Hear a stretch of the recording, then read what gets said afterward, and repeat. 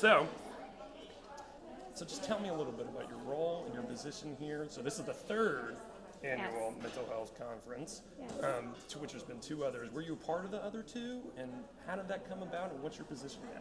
Yeah, so I was asked to present at the first annual Mental Health Matters conference, and then in the past 2 years, I've been able to co-host the conference each year. I have been working with youth providing mental health services both within and outside of schools for the past 15 years. So I know that it takes a team effort to support youth mental health. On our team this year, we have faculty members that specialize in special education, school administration, school counseling, and clinical mental health counseling. So we're all coming together to collaborate to see how we can best support youth. Oh my gosh, did you hear my voice back there? Okay, so, and with just the topic and mental health and raising awareness for that, why is that such a critical thing for today's generation? Because it really, like all the studies show, it's becoming a factor for all these students.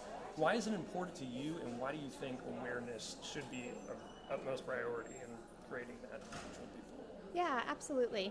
So we know both from research and from our own observations that youth are struggling at greater rates than they ever have before. And sometimes we get focused on things like academics, we get focused on things like discipline or school safety, and all of those are really, really important. But all of those are also tied to mental health. And so we don't want to get stuck on behaviors. We want to understand what's going on for youth and tie that to their mental health and being able to best support them. And so that's what we're going to focus on today, is what can we notice in our students, in our youth, to figure out when they're struggling, try to understand why they're struggling, and then some strategies to support them. And that's going on inside and outside the classroom too. Yes, and to absolutely. That's one of the topics that will be discussed today, is going on. So the programs that you can have inside the classroom, what does it look like going outside the classroom and trying to find that way to inspire people to keep on doing this outside of school? Yeah, so I think like as adults, just like in our communities, we are the people that are supporting youth, whether they are students, they're our children, they're just community members, they're our children's friends. And so I think we all have to be able to address the stigma. We have to be mindful. We have to slow down in order to acknowledge what's going on. And I think we just have to listen, because youth are the experts in their own little lives, and we have to be able to ask them and understand how we can support them.